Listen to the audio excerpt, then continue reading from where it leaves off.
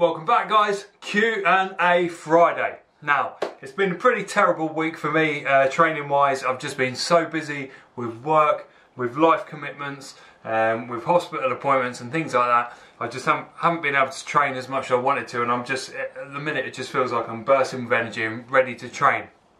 Now, I launched Patreon this week. Now, for anybody that hasn't hopped over there and checked it out just yet, links in the comments down below. There's been 2 exclusive videos on there this week. We're going for 2 or 3 per week, and we're going to start doing live chats. The first video we did was addressing my weight loss and people's reactions to the weight loss. So you can see a quick clip of that video now.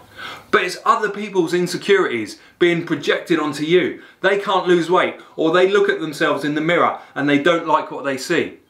Or they try and go for a run and they manage to, you know, walk down their garden path and they're already out of breath. And the second one was addressing the lack of training that I've done and just how that's a total mindfuck. More of a blog, that one, so that's over there too. Quick clip of that one, because it's been an absolutely terrible training week for me, and really, if nothing else, I just needed to get it off my chest. Okay, and without further ado, we're gonna address the t-shirt. All the t-shirt comments. We had loads of t-shirt comments again, so I am on it, I am looking into it, so please bear with me. We'll address all of those in a separate video, but so for this Q&A we'll just crack on. We'll crack on with the questions. The t-shirt, hoodie questions will come up in a later video later on in the week. Jez Lucas. Been trying out the beets before exercise and really noticed an improvement. I'm convinced it helps with breathing, as yet not tried a load before a long run. Would beet shots be better on a stomach? Making some tweaks for pre-long run breakfast. Not sure I can tolerate bananas, but beets have to be in there somewhere. I wonder if a beet shot in a fruit juice along with something else solid. So for me personally, every single morning, I don't believe in these beet shots or beetroot shots or bars or anything like that. It's an unnecessary way to turn a healthy food into a supplement and rip you off, essentially, in my opinion. What I do, beetroot's not some magical formula you're going to have one shot and you're going to be Superman. What I do, each and every single morning of my life, I will start the day with a beetroot smoothie, alright, with a beet smoothie. That will be either 2 fresh, decently sized beets in a smoothie with a number of other berries, or 1 pack of vacuum packed cooked beets in a smoothie with a load of other berries and apples and things like that. Every morning without fail. It just builds up in your system, just makes you healthier across time, right? So it's not a one-hit wonder shot that's going to help you for one run. It's giving you the increased oxygenization of your blood, the increased nitrates in your system, the improved hemoglobin through your system all the time, each and every day, for your training, for your general life. It just is improving your overall health and circulation in your body all the time. So you get used to it. So if it's a long run before breakfast, don't worry about having it before, have it after if you feel it upsets your stomach. But the important thing is, have it each and every day. Don't just worry about one beetroot supplement that's going to cost you the price of probably 2 or 3 bunches of beetroots for one poxy little shot. Do you know what I mean? You're throwing your money away on supplements. Beetroots are amazing. They don't need to be in supplement form. A bunch of fresh beets will cost you next to nothing at your local supermarket or down your local fruit market. Stuart Whipkey, my main man, Kalclash Fitness staple. I can't remember if you already mentioned it, but what is your Ironman training plan? Looking forward to the bike video. So we're going to go through the new bike at some point. I filmed the unboxing of, and we'll do some first impressions and that. Ironman training program is a little bit all over the place at the minute. This week, as I've already said many times already in this video, was a total duffer.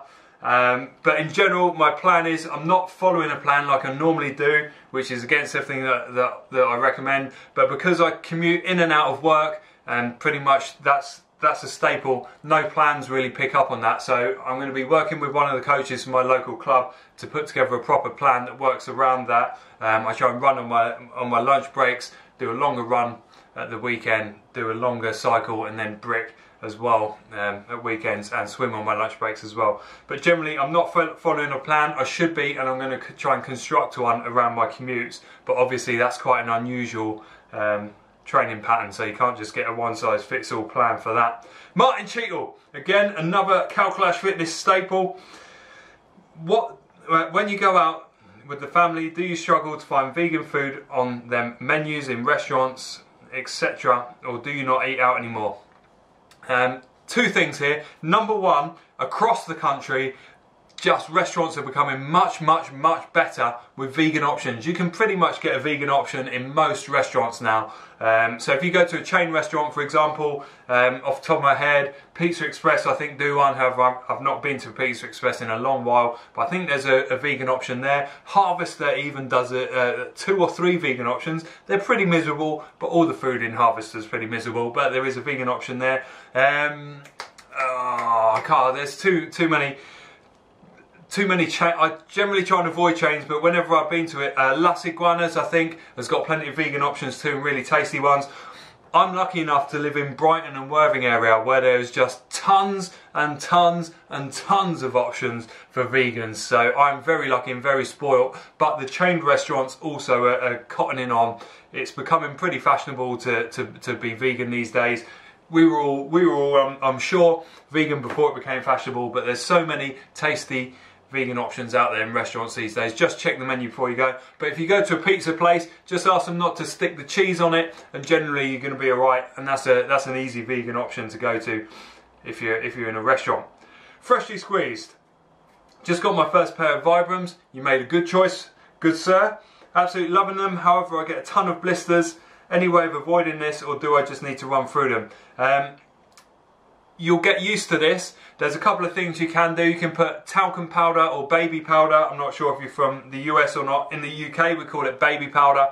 I think we call it talcum powder, and I think in the US you call it baby powder. Shove a bit of that in there, and that should help with the blisters. You can also buy socks, but obviously they're a bit of a pain in the backside to put on and off, and also they cost money. Or you can just wait for your feet to harden up, which they will. The blisters shouldn't be debilitating. What you can do, this isn't medical, so I'm not necessarily recommending this. What I do is I just pop the blister, let the skin go hard, and you're off running again. If you've got a blister that's stopping you running, the only thing that's stopping you running is all the fluid in between your foot and the blister. If you drain the blister out overnight, it hardens up and you're ready to go again in the morning. So don't let blisters stop you. That's not my medical advice, so please don't let it somehow get infected or something and blame me. It's what I do, and I do some pretty strange practices though, but popping blisters, letting them harden up overnight has never harmed me as far as I'm aware. Bex! Another Steve Kalclash Fitness staple, Bex. Absolutely love Bex.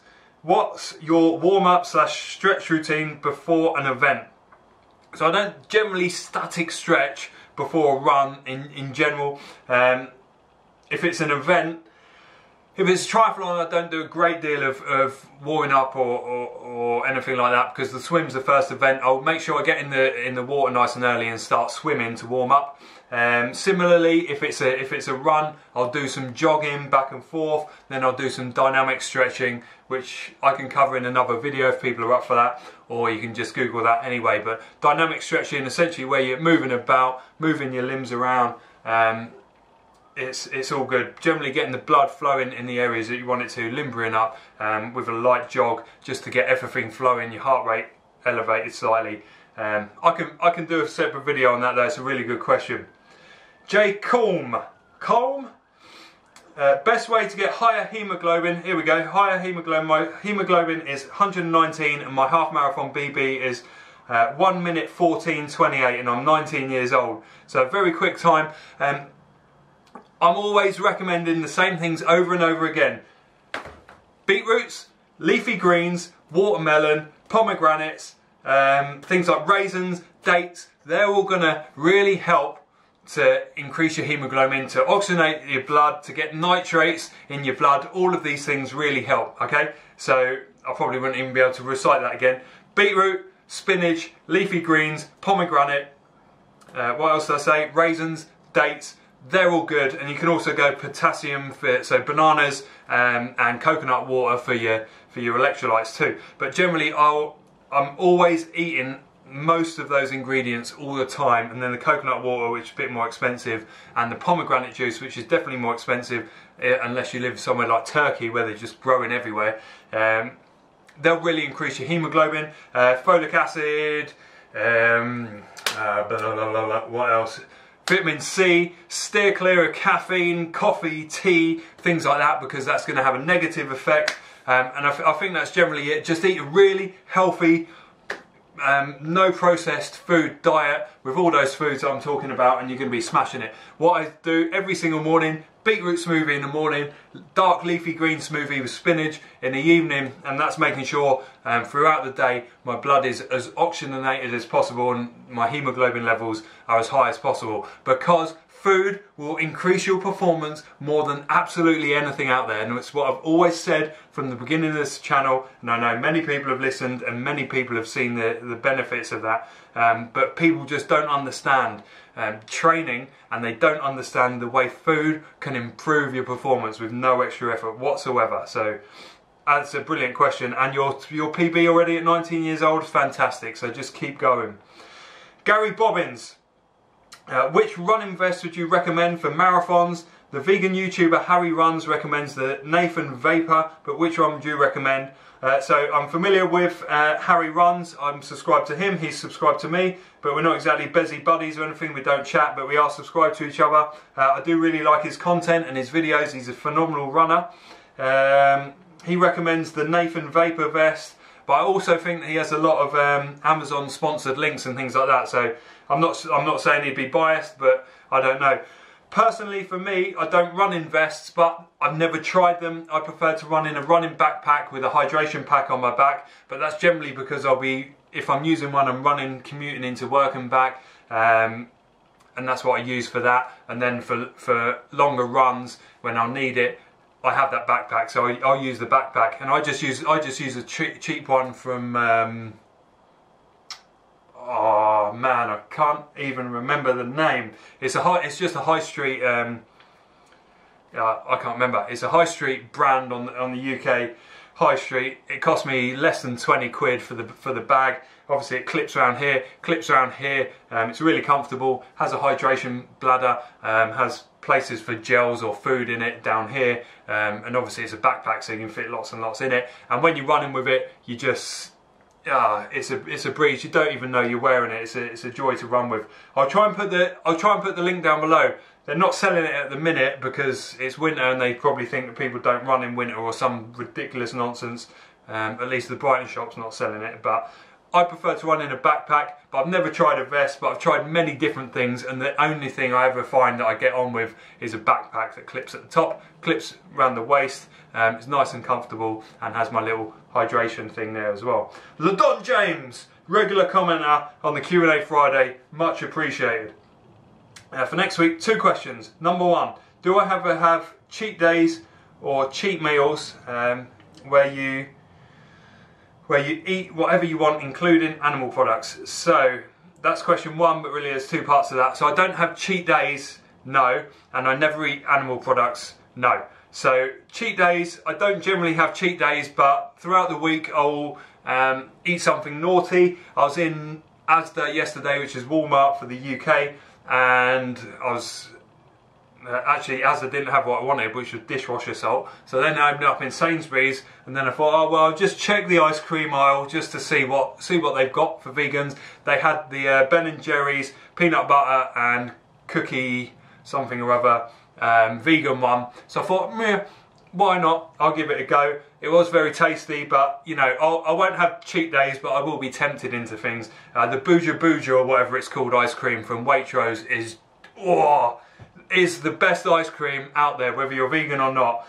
So if ever, I rarely find myself in Waitrose, but if I do, then I'm heading straight for the freezer aisle and I'm getting that. So I do fall off the wagon here and there. If I can find some vegan marzipan as well, that's a weakness for me. I've got a sweet tooth. So there's various things out there that I'll fall off the wagon, but I won't have a cheat day. I don't believe in those. I think they're a little bit ridiculous, but I will have the odd treat here and there when it tickles my fancy. I do a lot of training. I eat a lot of healthy food. I know I'm in decent shape, so a little bit of what you fancy now and then, it's all good.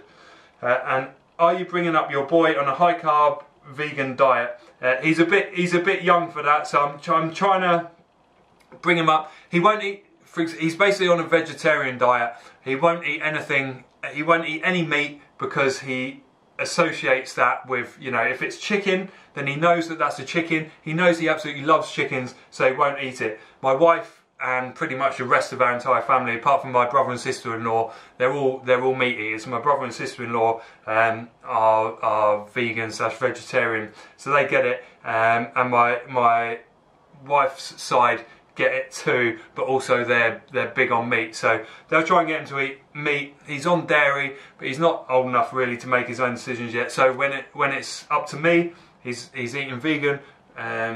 But he's generally vegetarian, and he's never wanted to touch meat whatsoever. And it's up to me to bring him up to point out when he's talking to me about food, no, that animal's been killed. He knows that's a chicken, but if it's like a sausage or something, that was a pig. That pig has to be killed. He doesn't understand death, so then I have to say that pig had to be hurt in order to make that sausage, and he starts to understand it, you know. But he's still very young. I'll bring him up to be ethical, to think with a vegan mind, and then it's really up to him. He's a human being. He won't be a sheep, so he's going to have to make his own decisions and his own mistakes. How are we doing for time? 16 minutes. Probably no one's still watching this. Let me know if you're still watching at 16 minutes or if I'm just talking to myself in my shed. King's Life Tale, Kingsley my man, yo my man. So I'd like to hear about how you train with VO2 Max, whether you use it as a tool and measurement of your fitness. If not, out of curiosity, what is your VO2 Max showing on your Garmin? Would be interesting to compare my results to yours, so because you know how fast I can run. I have no idea. I'm not even wearing my watch. If I was wearing my watch, then I'd let you know. It's probably not all that impressive at the minute, because I haven't been. My watch has never really done that much of a fast run, to be honest. So it wouldn't even have accurate stats on there. I'd need to go out and really hammer it in order to know. And my fitness is going up and up and up. So it feels like a cop out, but I've never measured it. Maybe I should. And I don't have my watch on, so I can't tell you, and even if it did, it probably wouldn't be a good measure. Remind me for next week, and I'll put it up there for next week's Q&A. I'll make sure I wear my watch, and I'll also make sure that I look into how the hell to find it on there. If it even has that setting. It's not the most advanced watch anymore. I know my 920 XT had it, but then I left it on the train, it got nicked. Last question. Gavin Clarkson. I'd like to know your normal day eating habits are, i.e. what do you normally eat for breakfast, lunch, dinner and snacks? I tell you what, I will put this out there like I always say. I'll make a video next week, a what I eat in a day video. How about that? And it will cover all of those things. Breakfast, lunch, dinner and snacks in between. I promise I'll do it. So I promise now, I can't let you guys down. That is it, guys. As always, anyone that's still watching at 18 minutes, probably more actually with those clips, please leave your comments down below. Your questions for next Q&A will be answered if they're in the comments section down below. Please do head on to Patreon if you haven't already, because there's loads of amazing stuff going on there as well. We're building a community on Facebook. You guys know what to do by now. Keep it rolling.